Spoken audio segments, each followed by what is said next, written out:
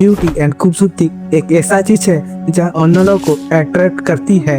अगर खूबसूरती को एक तरफ से देखा जाए तो भगवान का दिया हुआ वरदान है, अगर दूसरी तरफ से देखा जाए तो किसी अभिशाप से कम नहीं। क्योंकि आज ऐसे केस के बारे में बताने वाला हूँ। किसी ने उसको मारकर उसका चेहरा बुरी तरीके से बिगाड़ कर उसके बाद मिट्टी के नीचे बूढ़ी को दफना दिया था, क्योंकि उसकी सुंदरता अभिशाप बन गई। और उसके साथ ये अवस्था किसने किया, तो चलिए जानने की कोशिश करता हूँ। Welcome to another new episode. तो मेरा नाम है सुनील, आप देख रहे हैं सुनील क्राइम स्टोरीज। तो चलिए वीडियो को शुरू करते हैं।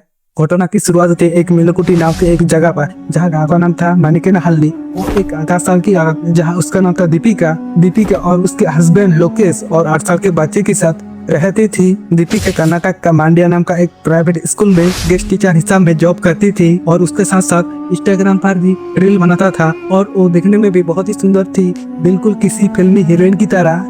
तो इसीलिए इंस्टाग्राम पर उसके फॉलोअर बहुत ही तेजी से बढ़ने लगा था। मानिकेनहल्ली एक छोटे से गांव था, इसीलिए उस जगह पर एक भी कोई बस स्टैंड नहीं था। इसलिए दीपिका को स्कूटी में मेलोकुटी जगह पर जाना पड़ता था और वहां से KRTC बस पकड़कर मांड्या तक जाना पड़ता था।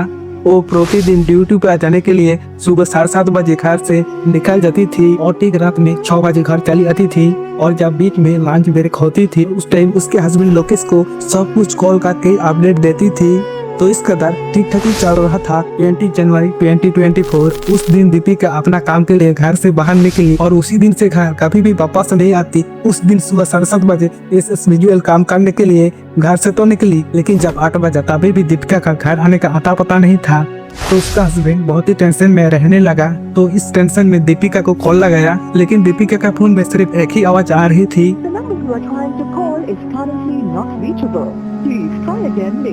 इसलिए दीपिका का हस्बैंड दीपिका के दोस्त को कॉल लगाया। दीपिका के दोस्त कहने लगे दीपिका यहाँ से 12 बजे निकल गई थी, लेकिन धीरे धीरे रात का 10 बज गई, तभी भी दीपिका का पता नहीं चला। उसके हस्बैंड वेट नहीं करके मेलोकुटी पुलिस स्टेशन में जाकर के मिसिंग रिपोर्ट दर्ज करती है दीपिका के नाम से। तो ये मामला बहुत ही गंभीर था, क्योंकि जब कोई लड़की गायब होती है उसके साथ गलत होने का संभावना बहुत ही ज्यादा रहती है। इस वजह से पुलिस ने इमीडिएटली मामले की जांच पड़ताल शुरू कर देती है। कंप्लेंट करने के बाद 24 घंटे के बीच में पुलिस ने जोगीनगरी सामी हिल्स के सामने दीपिका का स्कूटी ढूंढ निकालती है। तो इसके बाद पूरी दिन बीत जाती है, लेकिन पुलिस के पास कोई भी अपडेट नहीं आती। तो इसलिए लोकेश की टेंशन बहुत ही हो रही थी। थोड़ा सा भी टाइम नहीं वेस्ट कर गाँव वाले के साथ ढूंढने निकल जाती है। तो शुरू करते सबसे पहला वहाँ से दीपिका का स्कूटी जहाँ पर पुलिस को मिला था, तो वहाँ से शुरू कर देती है गाँव वाले ढूंढना।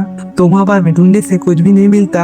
उनमें से एक गाँव वालों ने पहाड़ों में अजीब सा चीज नोटिस करती है। वहाँ पर ऐसा दिखता है एक जगह पर बहुत सारे पक्षी एक साथ में उड़ रहा था। तो ये सब गाँव वालों को नॉर्मल चीज नहीं लग रहा था। तो वहाँ पर जब एक क्लास होती है तब इतने सारे पक्षी एक साथ में उड़ता है। तब गाँव वालों ने एक साथ उसी जगह पर जाकर देखा एक जगह पर मिट्टी उठी हुई दिखाई देता है। किसी लाश को मिट्टी के नीचे दफना दिया है, उस तरह से गाँव वालों को लगने लगा। इसलिए गांव के लोग सभी मिलकर वहाँ का मिट्टी खोदने लगा। तो इसके बाद वहाँ से निकल आती है एक औरत का लाश, लेकिन उस औरत का चेहरा बुरी तरीके से बिगाड़ दिया था। जानने का कोई उपाय नहीं था, क्योंकि हत्यारा ने हत्या कर देने के बाद उसका चेहरा बुरी तरीके से बिगाड़ दिया था। तो ये सब देखकर लोग बहुत ही ज्यादा रोने लगता है। लास्ट टाइम जो साड़ी पहनकर दीपिका घर से निकली थी, उसी साड़ी को देखकर लोग पहचान जाती है। तो वहाँ का लोग साथ साथ इन्फॉर्म कर देती है। पुलिस ने आकर इन्वेस्टिगेशन शुरू कर देती है। सबसे पहला पुलिस ने आसपास लोगों को पूछताछ शुरू कर देती है। तो वहाँ से पुलिस को पता लगती है 15 दिन के पहले लोकेश और दीपिका के बीच में बड़ी लड़ाई हुई थी। तो इसके अलावा सबसे पहले लाश को आइडेंटिफाई करती है लोकेश ही। तो इसलिए पुलिस को लोकेश के ऊपर शक होने लगा। लोकेश को पूछताछ करने के लिए मांड्या पुलिस स्टेशन लोकेश को बुलाती है और पुलिस लोकेश को पूछताछ शुरू करती है। और पुलिस ने लोकेश को कहती है अपना बीच जो लड़ाई हुई थी ये लड़ाई किस लिए हुआ था। तो लोकेश कहती है दीपिका एक इंस्टाग्राम इन्फ्लुएंसर था, मतलब दीपिका इंस्टाग्राम पर रील्स बनाता था। तो उसका इंस्टाग्राम पर बहुत ही ज्यादा फॉलोअर भी था। ऐसे बीच एक फॉलोअर था, उसका नाम था नीतीश और उसका उम्र है 21 साल और उसी गांव से थे। वो दीपिका को रील्स और फोटोशूट करने के लिए बहुत ही ज्यादा हेल्प करता था। इसलिए दीपिका के साथ भी मुलाकात होती थी और बातचीत भी होती थी और रेगुलरली व्हाट्सएप पर टेक्स्ट भी होती थी। और धीरे धीरे दोस्ती इतनी बढ़ गई, अपना अपना घर जाने लगा। तो नीतीश दीपिका को दीदी कहती थी, तो इसलिए लोकेश की कोई प्रॉब्लम नहीं था। तो ये सब देखकर गांव के लोग बुरा भला कहने लगा। दीपिका और लोकेश की लड़ाई हो जाती है, जो लड़ाई 15 दिन पहले हुई थी। इसी बात के लिए लोकेश दीपिका को कहती है नीतीश के साथ दोबारा नहीं मिलोगे और बात भी नहीं करोगे। दीपिका उनके हस्बैंड की बात सुन लेती है।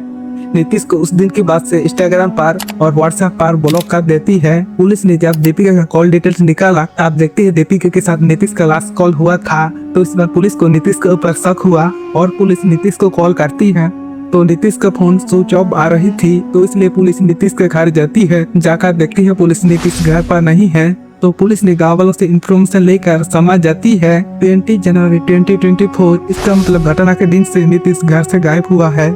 तो इसमें पुलिस का शक और भी स्ट्रॉन्ग हो जाती है और वहीं पुलिस का टेक्निकल टीम नीतीश को ट्रैक करना शुरू कर देती है। और ठीक 2 दिन के बाद कर्नाटक का हॉस्पिटल नामक एक जगह पर नीतीश का फोन स्विच ऑफ से स्विच ऑन हो जाती है और साथ ही साथ हॉट स्पेस पुलिस ने साथ ही साथ नीतीश को पकड़ लेती है। पकड़ने के बाद पुलिस पूछताछ शुरू कर देती है। पूछताछ करने के बाद पुलिस को पता लगती है नीतीश का कहना है कि वो दीपिका से बहुत प्यार करता था, जो कि दीपिका शादीशुदा था, इसलिए दीपिका को दीदी कह करके बुलाती थी। लेकिन नीतीश ने दीपिका को अंदर अंदर प्यार करने लगा था। नीतीश को पूरी तरीके से दीपिका ने अवॉइड करना शुरू कर देती है, इसलिए नीतीश बहुत ही घबरा जाती है और बहुत ही डर जाती है। 20 जनवरी 2024 इस दिन नीतीश का बर्थडे था। उस दिन बर्थडे सेलिब्रेटेड बहाने से दीपिका को कॉल करती है। दीपिका ने नीतीश को नॉर्मल कॉल से ब्लॉक नहीं करा था, इसलिए नीतीश का कॉल लग जाती है। दीपिका को आखिरी बार मिलने को कहती है, तो दीपिका ये बात सुनकर दीपिका पूरी इग्नोर कर देती है, लेकिन बार बार दीपिका को मिलने को कहती है। तो लास्ट टाइम दीपिका मिलने के लिए राजी हो जाती है। दीपिका नीतीश से मिलने के लिए स्कूल से निकलकर जोगी हिल्स के सामने चली आती है। वहाँ पहुंचने के बाद बर्थडे सेलिब्रेट करती है और कहते नीतीश दीपिका को प्रपोज कर देती है। तो ये बात सुनकर नीतीश के पास से दीपिका पूरी हैरान रह गई, क्योंकि दीपिका नीतीश को बाहर जैसा मानती थी। फिर दीपिका वहाँ से गुस्सा होकर निकालने की कोशिश करती है, लेकिन नीतीश ने वहाँ पर दीपिका को पकड़ कर रखा और दीपिका की साड़ी से दीपिका का गला दाब दिया और वहाँ पर दीपिका अपना दम तोड़ देती है। तो आप जानकर हैरान रह जाओगे, दीपिका को मारने से पहले नीतीश मिट्टी खोद कर रख दिया था। मतलब नीतीश ये सब हेट ऑफ द मूवमेंट नहीं, नीतीश पहले से ये सब प्लान करके रखा था। अगर दीपिका ये प्रपोजल नीतीश को एक्सेप्ट कर लेता है तो ओके, नहीं तो आप समझ सकते हो दीपिका के साथ क्या हुआ। इसके बाद नीतीश दीपिका को मारकर मिट्टी के नीचे दफना दिया। इसके बाद गाँव से भाग गई। इसके बाद पुलिस ने नीतीश को पकड़ने के बाद कोई अपडेट नहीं है, लेकिन बाद में कोई अपडेट आएगी तो मैं कम्युनिटी पोस्ट में आप लोगों से शेयर करूंगा, ठीक है। तो अभी तक आप लोगों को इस वीडियो को देख रहे हैं तो बहुत बहुत आप लोगों को धन्यवाद है। और अभी तक वीडियो को लाइक नहीं किया तो लाइक कर दो और साथ साथ वीडियो को शेयर कर दो, ठीक है। तो दोस्तों चलिए मिलते हैं अगले वीडियो पर, तब तक के लिए जय हिंद, वंदे मातरम।